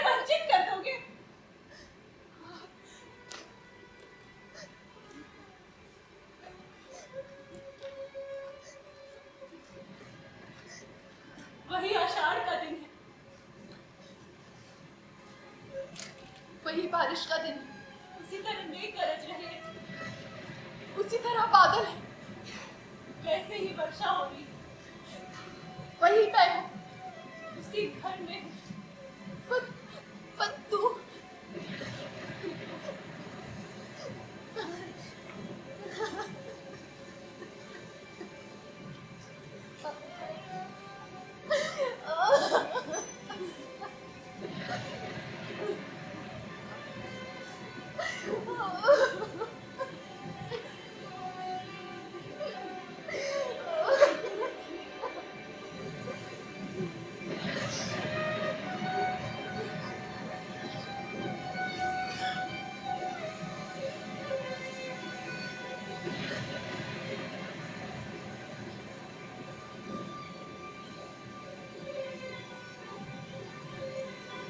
पहचान नहीं रही हो शायद। संभवतः पहचानती नहीं, और ना पहचानना ही स्वाभाविक, क्योंकि मैं वो व्यक्ति नहीं जिसे तुम पहचानती रही, दूसरा व्यक्ति। और सच कहूं तो वो व्यक्ति हूं जिसे मैं खुद नहीं जानता। तो इस तरह क्यों कही? मुझे देखकर बहुत आश्चर्य हुआ। आश्चर्य? मुझे तो विश्वास नहीं हो रहा है कि तुम हो, और मैं जो तुम्हें देख रही हूँ मैं ही। देख रहा हूं, तू भी वो नहीं। सब कुछ बदल गया है। क्या संभव है परिवर्तन केवल मेरी दृष्टि में हुआ है? मुझे भरोसा नहीं होता कि तू यहाँ। मुझे विश्वास नहीं हो रहा है कि ये स्वप्न नहीं है। स्वप्न नहीं, यथार्थ है कि मैं यहाँ हूँ। दिनों की यात्रा करके थका टूटा हारा यहाँ आया हूँ कि एक बार यहाँ के यथार्थ को देखा। तुम भी क्या हो? मेरे पास सूखे वस्त्र नहीं है, पर मेरे भीगे होने की चिंता मत करो मल्लिका। जानती हो, इस तरह भीगना भी जीवन की एक महत्वाकांक्षा हो सकती है। वर्षों बाद भीगा हूं, अभी सूखना नहीं था। चलते चलते बहुत थक गया। कई दिन बुखार आता रहा, पर इस बारिश ने जैसे सारी थकान मिट गई। तुम सचमुच पहचाने नहीं जाते। और तुम ही कहाँ पहचानी जाती? ये घर भी कितना बदल गया। और मैं आशा कर रहा था कि यहाँ आऊं तो सब कुछ वैसा ही हो, ज्यों का त्यों यथा स्थान। परंतु यहाँ कुछ भी तो यथा स्थान नहीं। तुमने सब कुछ बदल दिया मल्लिक। सभी कुछ बदल दिया। मैंने नहीं बदला। जानता हूं तुमने नहीं बदला, परंतु मैंने कभी नहीं सोचा कि ये घर भी मुझे अपरिचित लग सकता है। यहाँ की हर चीज, उसका रंग, उसकी जगह मेरी आंखों में एक तस्वीर सा बसा था, लेकिन आज सब कुछ अनजान, अनदेखा सा लग रहा है। और तुम भी अपरिचित लग रही हो मलिका। इसलिए कहता हूं कि संभव है दृश्य उतना नहीं बदला जितना मेरी दृष्टि बदल गई। थका हुआ है, बैठ जा। तुम्हारी आंखों से लगता है तुम अब भी अस्वस्थ हो।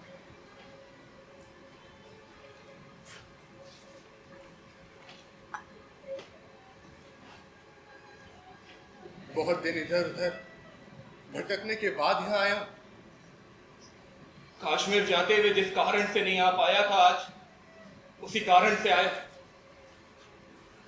मामा से आज ही पता चला कि तूने दिल्ली छोड़ दिया है। हाँ, क्योंकि सत्ता और प्रभुता का मोह छूट गया। आज मैं उन सब से मुक्त हूं जो वर्षों से मुझे कसता रहा। कश्मीर में लोग समझते हैं कि मैंने संन्यास ले लिया, परंतु मैंने संन्यास नहीं लिया। मैं तो केवल मात्र गुप्त के कलेवर से मुक्त हुआ हूं, जिससे पुनः कालिदास के कलेवर में जी सकूं। एक आकर्षण सदा मुझे उस सूत्र की ओर खींचता था मलिक, जिसे तोड़कर मैं यहां से गया था। यहां की एक एक वस्तु में जो आत्मीयता थी, वो यहां से जाकर मुझे कहीं नहीं मिली। और तेरी आंखें, जाने के दिन तेरी आंखों का जो रूप देखा था, वो आज भी मेरी याद में छपा है वैसे का वैसे। मैं तुमको विश्वास दिलाता रहा मिताली कि कभी भी लौट कर आऊं, यहां सब कुछ वैसा ही हो। कौन? द्वार बंद रहेगा। तुम जो कह रहे थे कहते जाओ। देख तो ले कौन। बारिश का दिन है, कोई भी हो सकता है। तू बात करता रहे। वो चला जाएगा। हर समय द्वार बंद। पर कौन? कहा ना, वर्षा का दिन है, किसी को भी आश्रय की आवश्यकता पड़ सकती है। पर बहुत अजीब आवाज लगी। परंतु मुझे इसका स्वर बहुत विचित्र लगा। तुम यहाँ के संबंध में बात कर रहे थे। लगा जैसे स्वर को पहचानता। यहाँ की हर एक वस्तु की तरह ये भी किसी परिचित स्वर का बदला हुआ रूप। तुम थके हुए हो, अस्वस्थ हो, बैठकर बात करो।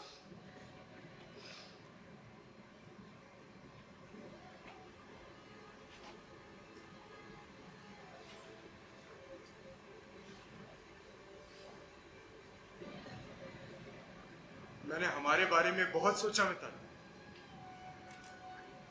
और हर बार एक ही नतीजे पर पहुंचा हूं कि आई ठीक कहती, अंबिका ठीक कहती थी। मैं यहां से क्यों नहीं जाना चाहता था? एक कारण यह भी था कि मुझे स्वयं पर विश्वास नहीं था। मैं नहीं जानता था कि अभाव और भर्त्सना का जीवन व्यतीत करने के बाद सम्मान और प्रतिष्ठा के वातावरण में जाकर मैं कैसा अनुभव करूंगा। दिल में कहीं ये डर भी था कि वो जगह मुझे जकड़ लेगी और मेरे जीवन की दिशा बदल दे। पर ये डर झूठा नहीं। तुम्हें बहुत आश्चर्य हुआ था कि मैं कश्मीर का शासन संभालने जा रहा हूं।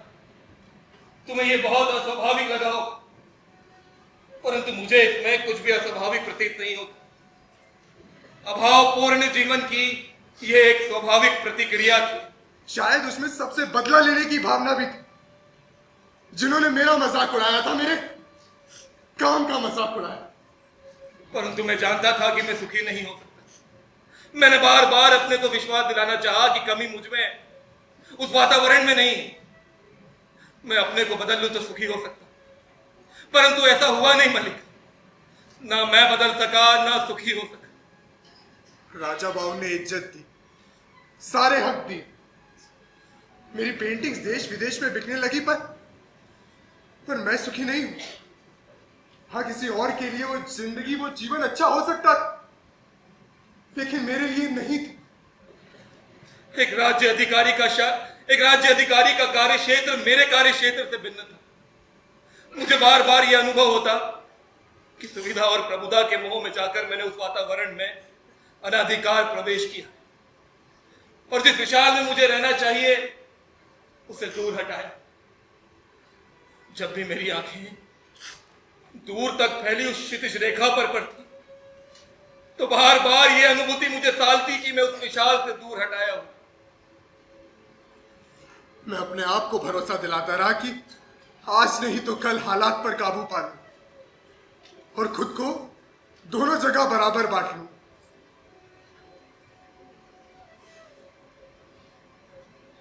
पर मैं खुद ही हालात की कठपुतली बनकर रहे। जिस कल का मुझे इंतजार था, वो कल कभी नहीं आया, और मैं धीरे धीरे टूटता गया। और एक दिन मैंने पाया कि मैं सर्वथा टूट गया। मैं वो व्यक्ति नहीं जिसका उस विशाल के साथ कुछ भी संबंध था। मैं कश्मीर जाते हुए यहां से होकर नहीं जाना चाहता था। मुझे लगता था कि ये प्रदेश, यहाँ की पर्वत श्रृंखलाएं, उपत्यकाएं मेरे सामने एक मूक प्रश्न का रूप ले लेंगी। फिर भी लोभ का संवरण नहीं हुआ, परंतु इस बार मैं यहाँ की सुखी भी नहीं। मुझे अपने से भी तृष्णा हुई, उन लोगों से भी तृष्णा हुई जिन्होंने मेरे यहाँ होने को एक उत्सव की तरह मनाया। तब पहली बार मेरा मन मुक्ति के लिए व्याकुल हुआ था। लेकिन उस टाइम ऐसा होना पॉसिबल नहीं था। मैं तेरे से मिलने इसलिए नहीं आया क्योंकि डरता था। डरता था कहीं तेरी आंखें मेरा मन ना बदल।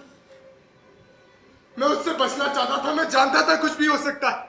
लोग तुझसे क्या बोलेंगे, तुझ पे क्या बीतेगी, फिर भी मैं उस बारे में निश्चिंत था कि तुम्हारे मन में मेरे लिए कोई वैसा भाव नहीं आए। और मैं ये आशा लेते हुए यहां से चला गया कि एक कल ऐसा आएगा जब मैं तुम्हें ये सब कह सकूंगा, अपने मन के द्वंद का विश्वास दिला सकूंगा। पर यह नहीं जानता था कि द्वंद एक ही व्यक्ति तक सीमित नहीं होता। परिवर्तन एक ही दिशा को व्याप्त नहीं करता। इसलिए आज यहां आकर बहुत व्यर्थता का बोध हो रहा है।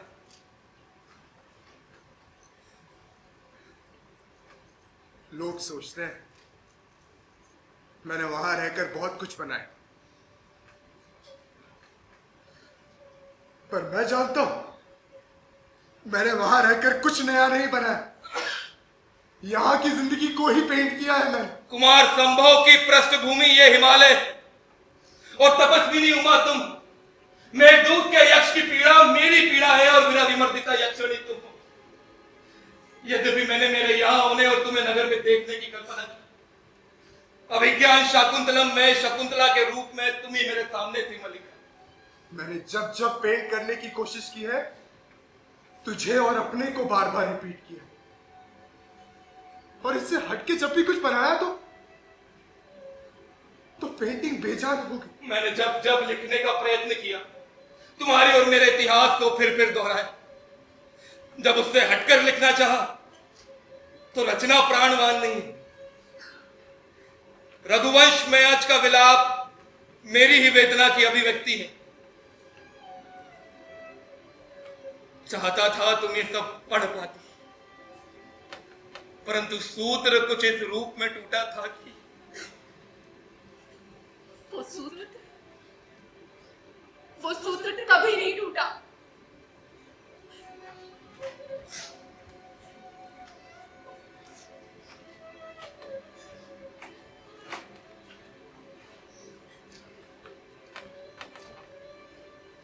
मेघदूत, तुम्हारे पास मेघदूत की प्रतिलिपि कैसे पहुंच गई? मेरे पास तेरे सारे कागज है, हाँ, जिन पर तूने कुछ कुछ बनाया था। तुम्हारी सब रचनाएं, रघुवंश और शाकुंतलम की प्रतियां कुछ ही मास पहले मुझे मिल पाई। तुम्हारे पास मेरी सब रचनाएं हैं, परंतु ये यहाँ उपलब्ध कैसे हुई? क्या उज्जैनी के व्यवसायी कभी कभी इस मार्ग से भी होकर जाते थे और उनके पास ये प्रतिलिपियां मिल जाती? मैंने कहकर मंगवाई थी। और इनके लिए धन? वर्ष 2 वर्ष में एक प्रतिलिपि मिल पाती थी। धन एकत्रित करने के लिए बहुत समय रहता था।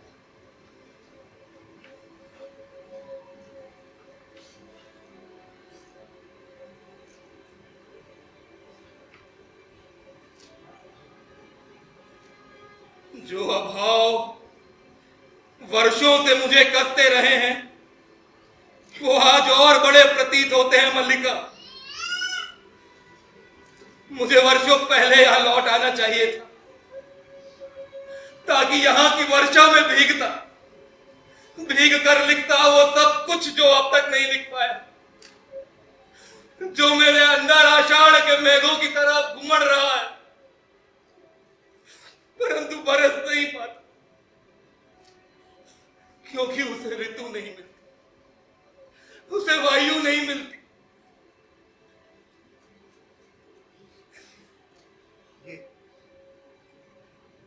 ये कौन सी पेंटिंग? ये कौन सी रचना है? ये तो खाली कैनवास है। ये तो कोरे पृष्ठ है। ये पन्ने मैंने अपने हाथों से बनाकर सिए। सोचा था जब तुम आओगे तो मैं तुम्हें ये भेंट दूंगी, कहूंगी कि इस पर अपने सबसे बड़े महाकाव्य की रचना करना। परंतु तुम इस बार आकर भी नहीं आए। और ये भेंट यहीं पड़ी रही। अब तो ये कैनवास पीला पड़ने लगा है। मुझे कहते हुए भी खराब लग रहा है कि ये तेरी सबसे अच्छी पेंटिंग के लिए है। तू इस पर अपनी कोई अच्छी पेंटिंग बनाना। अब तो ये पन्ने टूटने भी लगे और मुझे कहते हुए संकोच हो रहा है कि ये तुम्हारी रचना के लिए। तुमने ये पृष्ठ अपने हाथों से बनाए ताकि इन पर मैं एक महाकाव्य की रचना कर सकूं। स्थान स्थान पर इन पर पानी की बूंदें पड़ी हैं, जो निसंदेह वर्षा की बूंदें नहीं है। तुमने अपनी आंखों से बहुत कुछ लिखा है इस पे मलिका। आंखों से ही नहीं, स्थान स्थान पर ये पृष्ठ श्वेत कणों से मैले। स्थान स्थान पर फूलों की सूखी पत्तियों ने इन पर रंग छोड़ दिए। कितनी जगह पर तेरे हाथों के, तेरे नाखूनों के निशान।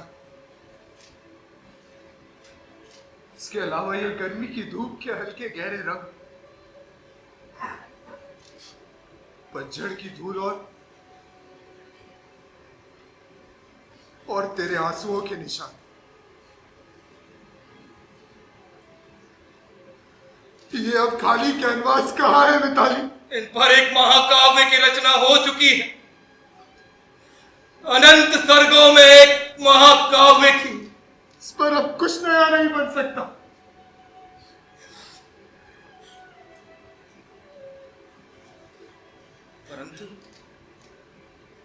परंतु इससे आगे भी तो जीवन है। हम फिर आज से आरंभ कर सकते हैं मलिका। हम जिंदगी फिर से शुरू कर सकते हैं।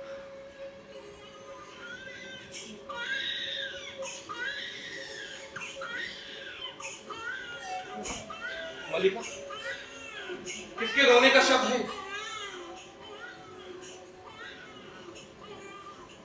ये मेरा वर्तमान, ये मेरा आज है। हमारा वर्तमान?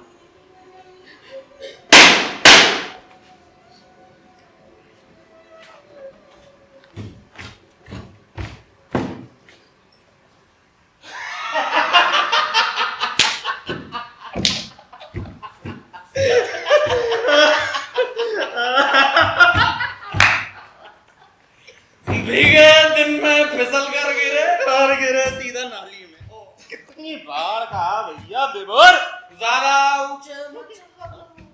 पहले आए तो दरवाजा लौट कर गए, फिसल गए। फिर आए तो फिर दरवाजा बंद। अब भाई लौट के जाते तो क्या होता देवा? आज का दिन ही ऐसा है।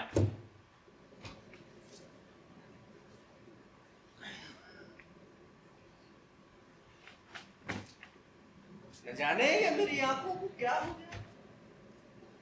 कभी परिचित आकृतियां भी बड़ी अपरिचित सी लगती और कभी परिचित आकृति भी परिचित नहीं लगती है। ये पेंटिंग कुछ जानी हुई सी लगती है और ये व्यक्ति कुछ नया सा। क्यों भाऊ? बंधु, तुम मुझे पहचानते हो? आकृति बहुत बदल गई, परंतु व्यक्ति आज भी वही।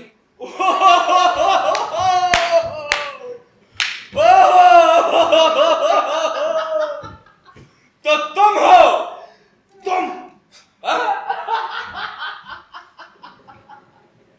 गिरने और चोट खाने का सारा दर्द ही चला गया। न जाने कब से तुम्हें देखने की लालसा मन में थी। आओ, गले नहीं मिलोगे? मेरा शरीर मैला है इसलिए, या मुझे से घड़ा है? परंतु इससे तुम्हारा मेरा संबंध तो नहीं टूट सकता। तुमने कहा था ना कि हम दोनों एक दूसरे के बहुत निकट पड़ते हैं। नहीं कहा था? मैंने उस निकटता में अंतर नहीं आने दिया इन वर्षों में। हाँ, अब तो मैं समझता हूं कि हम एक दूसरे के और भी निकट पड़ते हैं।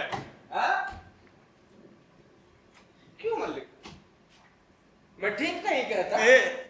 तू ये यहाँ मूर्ति बनी क्यों पड़ी है? विलोम, अब तो इस घर में अचित अतिथि नहीं है। अब तो मेमोरी इस घर में हक से आता नहीं। अब तो वो ना वरुण का वेलकम कर सकता है। वेलकम कहोगे कितनी आकस्मिक बात है कि तब भी मुझसे यही भेंट हुई थी इसी घर में, और आज भी यही हुई है।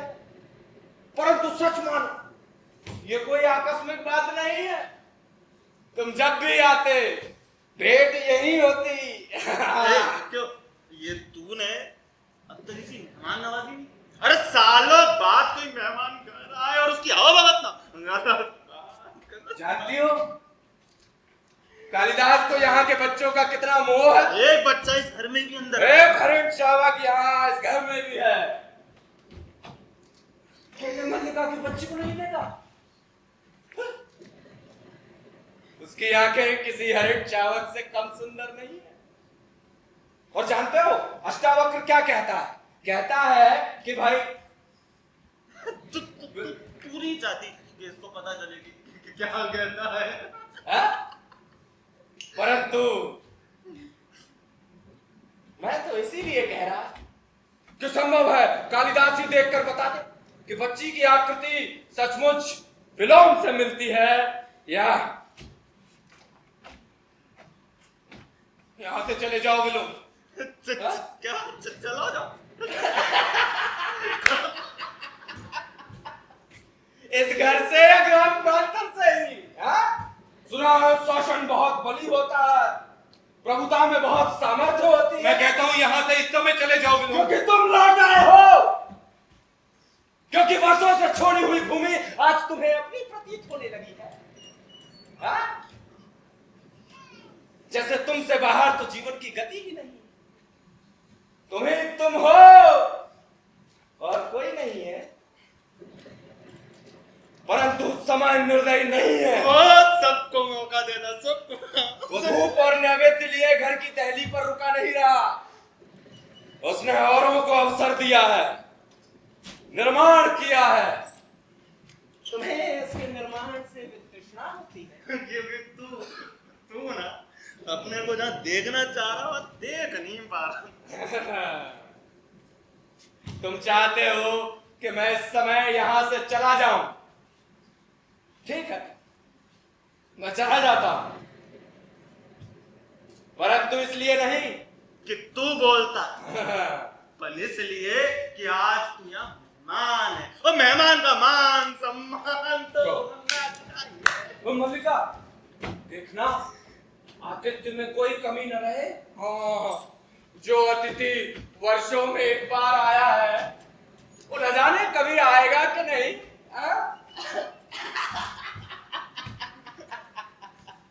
चला मुझे उज्जैनी जाने का तनिक मोह नहीं। जैसे बाकीदारी का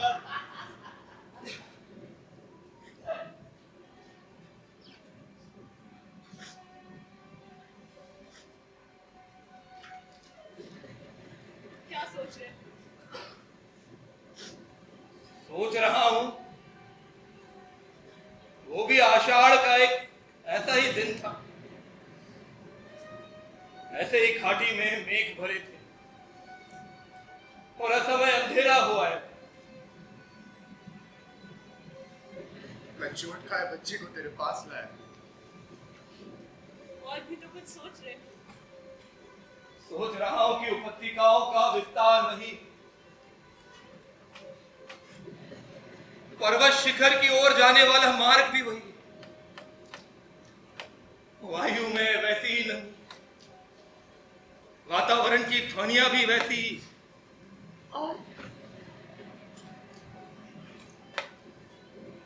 और कि वही चेतना है जिसमें कंपन होता है, वही मन है जिसमें आवेश जागता है। परंतु ये कोरे पृष्ठों का महाकाव्य तब नहीं लिखा गया था। तुम कह रहे थे कि तुम आज से आरंभ करना चाहते हो। तू कह रहा था ना तू शुरू से शुरू करना चाहता है। मैंने कहा था कि मैं आज से आरंभ करना चाहता हूं, परंतु ये इच्छा का समय के साथ द्वंद था। देख रहा हूं कि समय अधिक शक्तिशाली है, क्योंकि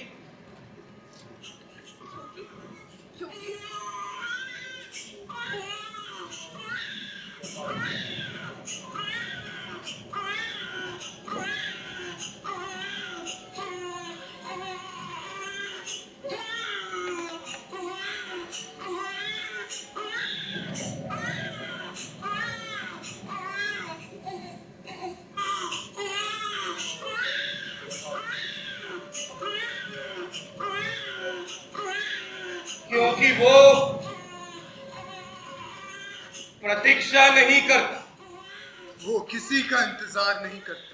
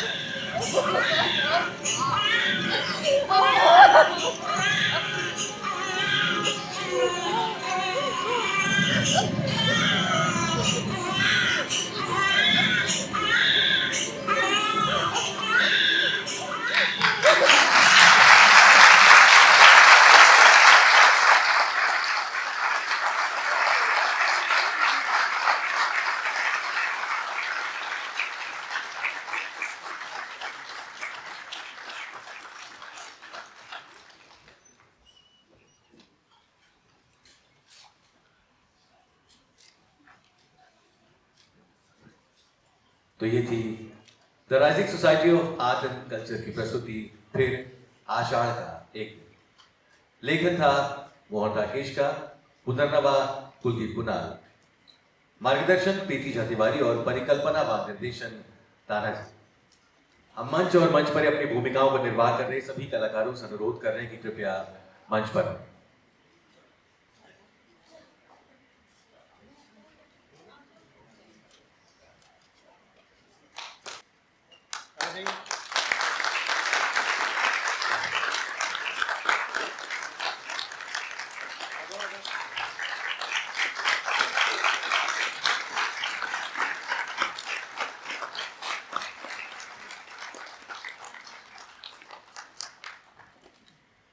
धन्यवाद आप सबका, आप लोग इतनी देर बैठे रहे, यही हम लोगों के लिए बहुत बड़ी बात है। Thank you so much.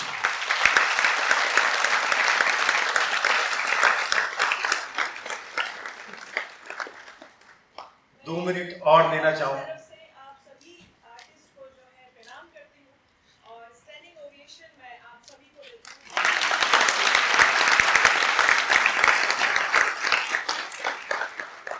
आप लोगों का बैठे रहना ही बता रहा है शायद कि आप लोगों को काम अच्छा लगा।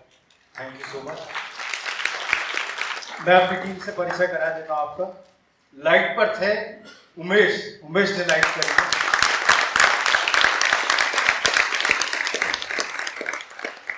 म्यूजिक किया है आयुष ने और ऑपरेट भी किया था हमारी साथी आरती भाई। शिवम अभिनय ज्वाइन किया शिवम ने।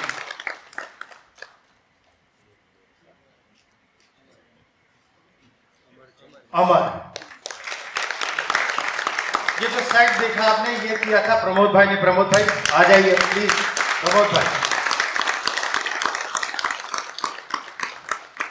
उनके साथ है अभिषेक।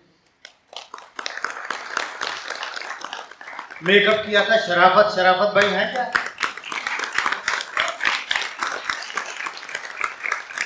कॉस्ट्यूम की है रश्मि आचार्य जी ने। रश्मि जी, हाँ।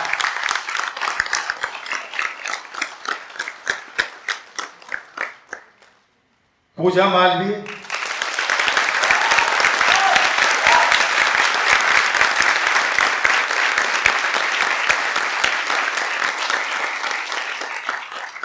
प्रदीप डोंगरे,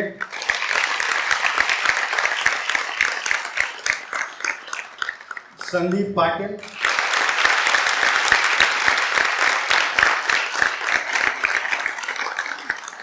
शांभवी,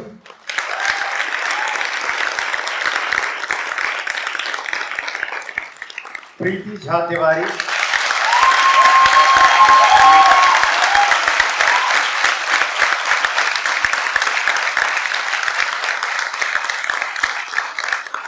मानसी,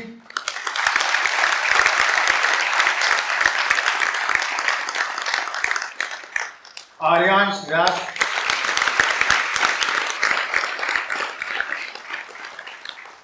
आरंभ तिवारी,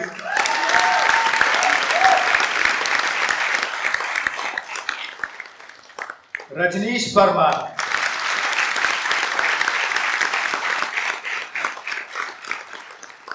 आलोक गच्छ जी,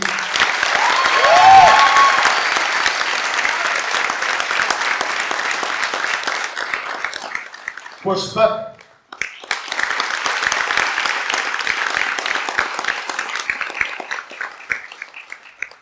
लोकेंद्र प्रताप सिंह,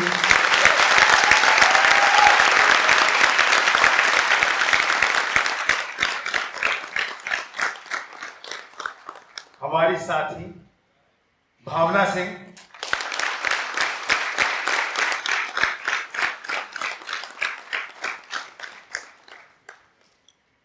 संदीप हमारे साथी हैं जो हमेशा हमारे साथ गाना संदीप ने ही गाया है और संदीप अनाउंसमेंट तो करते ही बहुत अच्छा गाते भी हैं। इस नाटक को लिखा था मोहन राकेश जी ने। थोड़ा जो बहुत कुछ बदलाव किए हैं वो कुलदीप कुणाल ने किए हैं।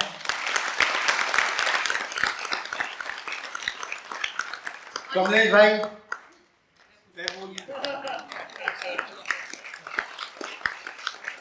और इन सबको संयोजित करने का काम मैंने किया है।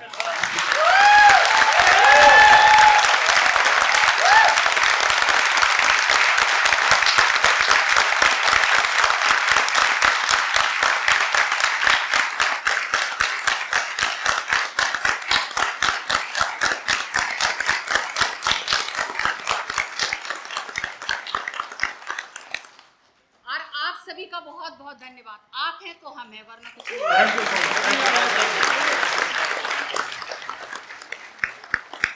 धन्यवाद आपका, थैंक यू सो मच। शुभ रात्रि।